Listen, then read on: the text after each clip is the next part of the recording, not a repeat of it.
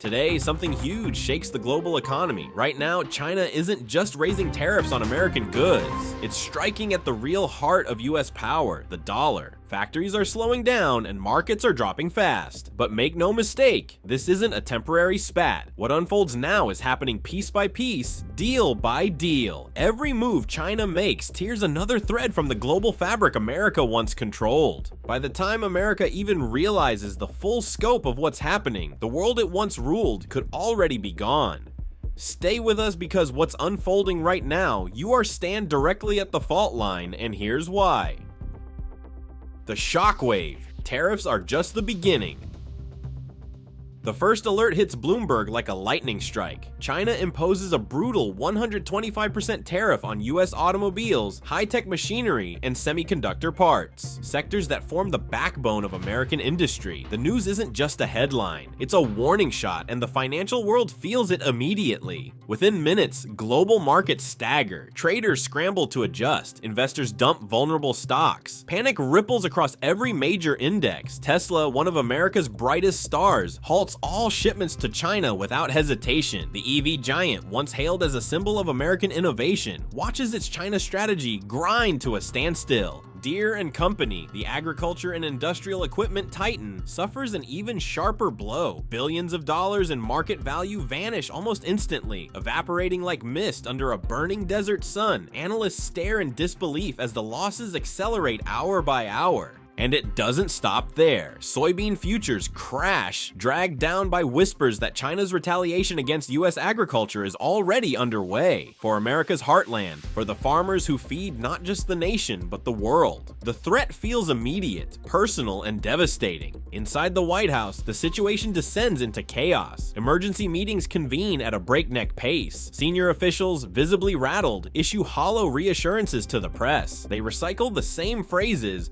measured response, strategic patience, as if rehearsed language can hold back the economic tidal wave now gathering force. Meanwhile, Trump watches with growing fury as key pillars of the US economy, the very sectors he vowed to protect, buckle under the weight of China's blow. Midwest farmers, already squeezed by years of uncertainty, face an existential threat. Industrial manufacturers, heavily reliant on Chinese components, scramble for alternatives. Silicon Valley tech giants, once confident in global dominance, suddenly look vulnerable. But the terrifying reality lurking beneath the chaos is this: tariffs are not the real weapon. What's unfolding is far more sophisticated and far more lethal. Behind the screaming headlines and collapsing stock prices, a deeper, quieter strategy takes shape. China isn't just trying to wound American exports in a show of strength. It's moving to erase their relevance entirely, to disconnect itself from industries that Washington once believed made it indispensable to the world economy. Every tariff, every canceled shipment, every contract rerouted to another supplier is another stitch pulled loose from the fabric that once bound the global economy together, with America firmly at its center. And China isn't waiting for the US to catch up. It's tearing the threads apart, deal by deal, system by system, until the foundation America no longer exists. The silent execution, killing the dollar quietly.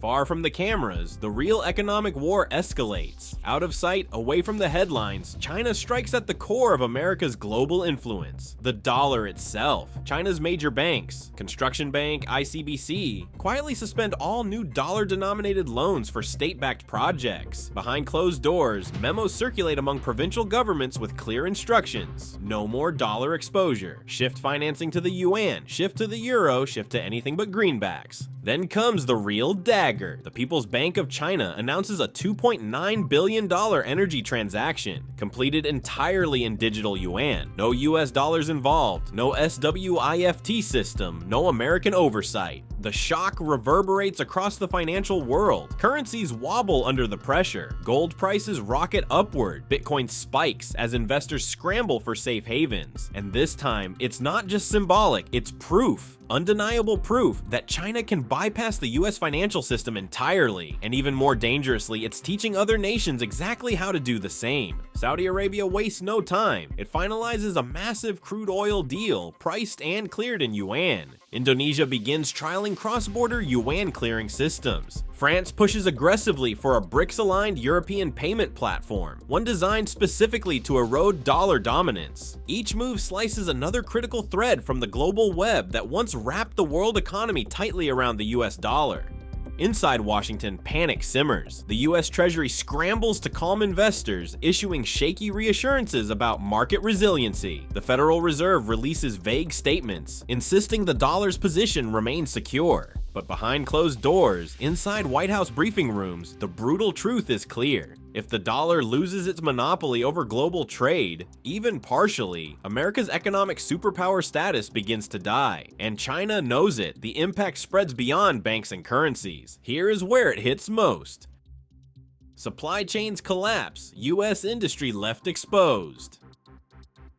On the ground, the fallout strikes hard and fast. BYD, China's largest electric vehicle manufacturer, cancels a $500 million sensor supply contract with a US firm overnight. Other state-owned enterprises follow immediately, citing vague commercial inefficiencies. But beneath the polite language, the reality is far more chilling. This isn't about price or performance, it's about political survival. Chinese companies, acting under quiet orders, begin cutting ties with US suppliers, with or without immediate replacements. The goal is clear: sever dependency on American goods before the next round of economic warfare escalates. Across the American Midwest, the damage is immediate and devastating. Farmers scramble as Chinese buyers, once reliable lifelines for soybeans, corn, and dairy, suddenly disappear. Grain rots unsold in silos. Corn contracts collapse. Dairy shipments grind to a halt, leaving family farms on the brink of bankruptcy. Retailers brace for the next wave of impact. Walmart's CFO steps forward with a grim warning: prices for everyday essentials will spike almost immediately. Input costs tied to disrupted Chinese supply chains skyrocket overnight. For millions of Americans, the trade war stops being an abstract political debate and starts showing up on receipts at the checkout counter. Higher food prices, empty shelves, supply shortages creeping into everyday life. Meanwhile, Wall Street buckles under the pressure. The Dow sheds over 1,000 points in a single brutal trading session. Goldman Sachs cuts its US GDP growth forecast, sharply blaming direct exposure to the widening trade rupture. Financial analysts begin abandoning the comforting narrative that tariffs were a temporary negotiating tactic. A harsher reality sets in. The storm isn't passing, it's permanent. And the supply chain fractures emerging today, they are not isolated breaks. They are the first cracks of a global economic reordering, a slow-motion collapse that is starting now, with America dangerously exposed and China dictating the pace of change. But if America's industries are crumbling and its supply chains are breaking apart, what happens when the rest of the world decides it no longer needs Washington at all? New alliances. The world turns away from Washington. As Washington spins in crisis, the rest of the world quietly adjusts. Allies, partners, and even neutral powers no longer wait for American leadership. They move forward, reshaping global alliances in real time. Germany's industrial giant, BASF, finalizes a multi-billion euro expansion deal deep inside China's manufacturing heartland, shrugging off months of US pressure to scale back investments in the East. At the same time, Saudi Arabia and the United Arab Emirates double down on energy deals cleared not in dollars, but in yuan, a move that would have been unthinkable just a few years ago.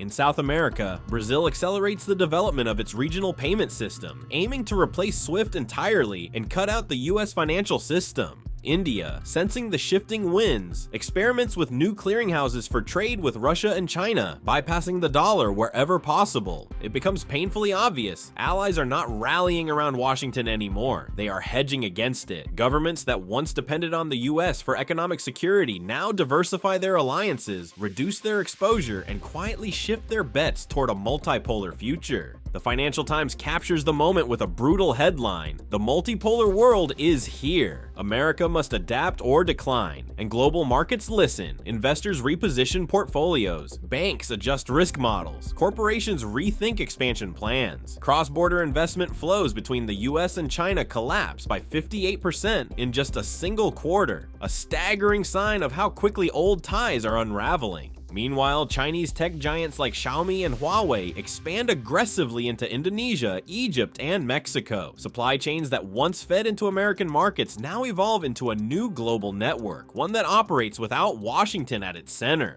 Manufacturing hubs rise, trade corridors shift, financial systems sprout up outside of US control, knitting together a new economy where America's role is no longer guaranteed. This isn't isolationism, nor is it an accident. It's a deliberate, strategic repositioning. It's the building of a world that no longer needs the United States to function. And every new deal closed in yuan, every investment routed through non-dollar channels, every oil barrel traded outside of SWIFT drives another nail into the coffin of the old economic order. Washington may still project strength, it may still deliver tough rhetoric, but the ground beneath its feet is moving, and the new alliances forming today are not built with America at the center. They are built to work without it. Now, the most terrifying question hangs in the air like a sword over Washington. Can America survive if the dollar loses its throne? Chapter 5: The New World Order. Can America survive without the dollar? The early signs are not promising. Treasury auctions show weakening demand. Foreign appetite for US debt softens as global investors look elsewhere for stability. Inflation expectations tick upward, a warning that the economic ground beneath America's feet is starting to shift. But even more dangerously, America's most powerful weapon, sanctions, begins to lose its bite. Without global reliance on the dollar, the threat of financial isolation, once a tool that could cripple nations, disintegrates into an empty gesture. Meanwhile, China accelerates its transformation, domestic semiconductor production surges, agricultural self-sufficiency climbs steadily, food reserves are stockpiled at a historic pace. Xi Jinping doesn't play for quick wins. He doesn't need a headline victory. His strategy is endurance, planning not just for a world that survives without America's financial system, but one that thrives without it. Inside America, fractures widen. Farmers rally against the ongoing tariff wars, desperate for relief as markets disappear. Corporate giants lobby Washington behind closed doors, pleading for a de-escalation to salvage what's left of their crippled supply chains. Yet political pressure pulls in the opposite direction. Trump's base demands escalation. No surrender, they chant, no backing down. The collision course seems locked in place. Rising domestic anger, but shrinking international leverage. All the while, China tightens its grip on the levers of a new global economy. With each new oil deal settled in yuan, with every trade corridor realigned away from SWIFT, Beijing strengthens its hand. Washington, for all its bluster, finds fewer moves left to play. Right now, the United States faces something it hasn't experienced in a century: the slow, grinding loss of its economic empire. Not through military defeat, not through political collapse, but through a quiet, methodical, irreversible dismantling of the financial dominance it once took for granted. China moves pieces with precision, the world adapts to the new reality, and America stands stunned, trapped at the center of a game it no longer controls.